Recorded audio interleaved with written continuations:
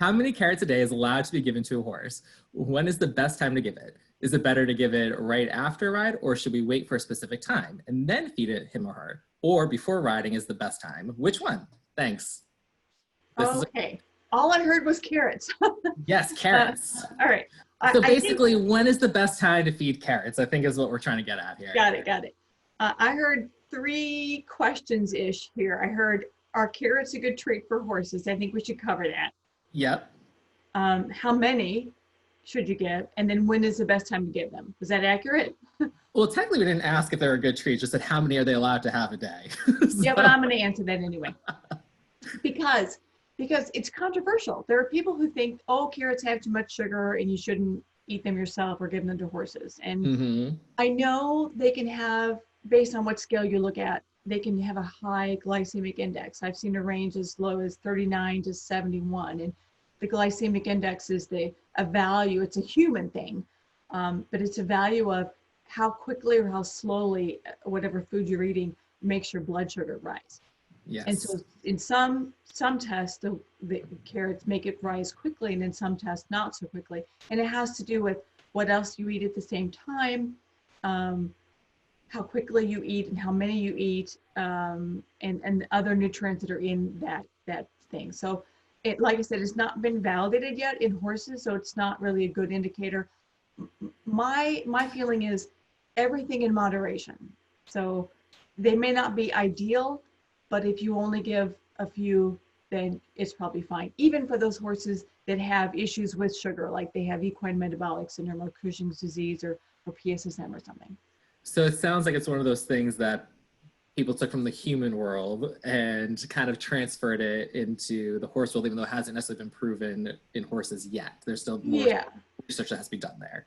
Yeah, and if you think of what else the horse is eating and how much, I mean, you give a couple carrots and he's eating, 3 flakes of hay. It's kind of a drop in the bucket. So, but that is a question a lot of people have about sugars. Like when I was on our customer care team, people used to ask that the entire time, like how much sugar is in this or that. And really, it's looking at the horse's whole diet, not just like 1 gram of something that they get once a day or something along those lines. It's what's the whole impact of it.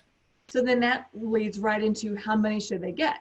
And so oddly enough, well, first I have a story to tell you. Years and years ago, when I was still taking Newman to clinics, we had got done with our lesson and I had a friend help me. She was taking him back to the stall and she says, oh, can I feed him some treats? And I said, yeah, there's a bag of carrots outside his stall. You could give that whole thing to him. And she knew me and she was like, wow, that must have been a great lesson. Lydia's letting him have a bag of carrots. Can I show you the bag of carrots? Because I recreated it. Yes. It's 3 baby carrots. She thought, because she would feed her horse a literal bag of like whole long carrots. But they don't need that many. He knew he did a good job. Here's a handful of carrots. They're a high value treat if you're into dog training. That's what term they use. It's fine. The best explanation of this I found was from Nutrina, of all places. Oh, really? Feed company. Here's what they say when it comes to treats. Feed only a small amount. Feeding your horse 15 large carrots at a time is more of a meal than a treat, right? Yeah. For an average sized horse, 1 or 2 carrots is sufficient. Feeding too much of any treat can actually have negative effects. On a balanced diet, it lowers the protein content, it raises the sugars and starches, dilutes out your vitamins and minerals, and too much of a certain treat can actually lead to digestive upset and even as much as colic and laminitis. So again, everything in moderation. It's like when you have those like mini chocolate bars and instead of having one, you have like 25 of them and then you don't feel as good after. Gotcha. It's a little like that. So then the last part is, when is the best time to give? And I have another story for you. As you know, I have a young horse, and this is the first spring that I've had him. And so it's the first spring that I have had to lead him out to hand graze for 10 minutes, and then 20 minutes, and then 30 minutes, and then bring him back into the dry lot. How's that been going? Well, the first day went fine. And then the second day he went, why the heck would I come back in? So the third day, I decided when I brought him back in, there was a feed tub with some carrots and apples in it. And he's like, oh, that's why I come back in. Because as much as I love the grass, there's something yummy and delicious waiting for me when I come back in. So now he drags me out to the grass and he drags me back in.